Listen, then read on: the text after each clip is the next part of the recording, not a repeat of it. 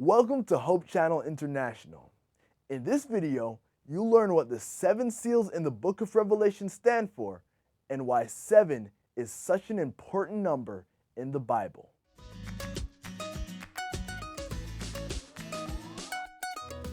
Then I saw a strong angel proclaiming with a loud voice, "Who is worthy to open the scroll and to loose its seals?" And no one in heaven or on earth or under the earth was able to open the scroll or to look at it. Now, here's the big question being asked in this chapter. Who is worthy to open the scroll? I mean, the big question, who's worthy? And that's got to be one of the biggest questions asked anywhere in the Bible. Who's worthy? Why is that question so important for human beings to contemplate?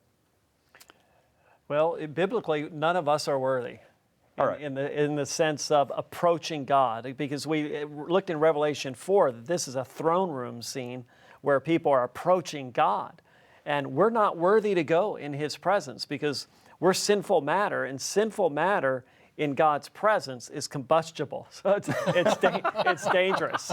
It's dangerous. Okay, but why? What is it about us that makes us inadmissible in the presence of God? I mean, I listen to a lot of world religions, guys, and everybody's finding a path to God, and they're going to get there and achieve it and find Him and walk right into the presence of God. And yet, anybody I've asked the question, could you stand in front of God, just you and Him, how would you feel? They always squirm a little.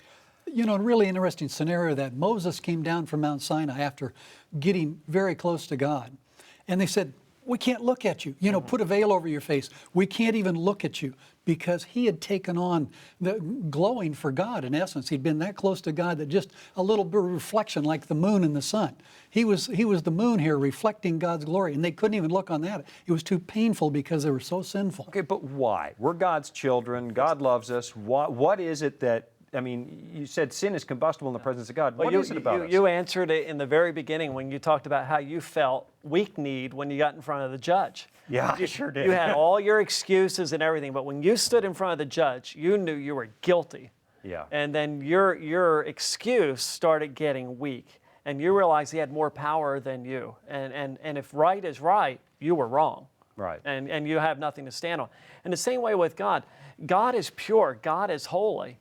And so when we stand in His presence, all of our imperfections, and there are many, come to the surface and come to the conscience. And we realize that we are just completely unworthy. We are sinful people, and we can't stand in His presence. You know, we're going to talk about the Lamb here in a moment. Right. But later in Revelation, it talks about people running from the anger of the Lamb. Now, have you ever seen an angry lamb? No, I mean, we're not talking a ram. We're talking a little baby lamb here. Running from an angry lamb. It's absurd. It is, but their conscience is convicting them because they're impure and He's pure. Okay.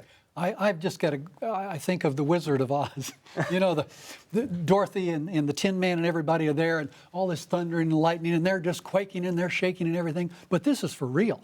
Now imagine we say, "Oh, we're just fine. We could come in the presence of God."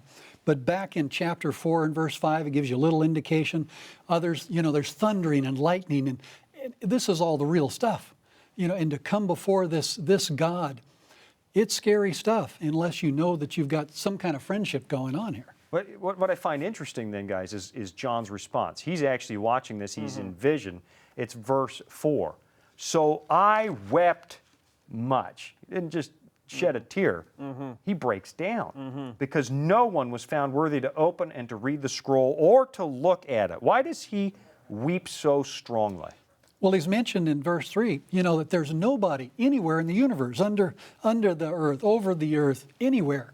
They've broadcast it throughout the universe, and there is nobody worthy to open the scroll. Now, it's interesting. I want to revisit that idea in just a moment, but because I think you point something out, and probably after our next break, I want to come right back to that. Don't let me forget, Okay. Jim. But Okay. Here's the thing. He's weeping. He breaks down. Is that an appropriate response? I think the story's not told yet. I think this is bringing a interest level to it. We're saying, why is he crying? Why is only one person worthy in the whole universe to open the scroll? So it pulls us into the story, and we say, what's really in this scroll that it's that important?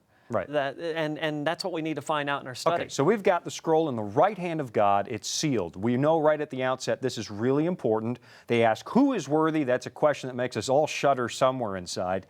And then John begins to weep. This table, the story has been set up, and I can't wait to find out what happens next. We're going to come back to that in just a moment.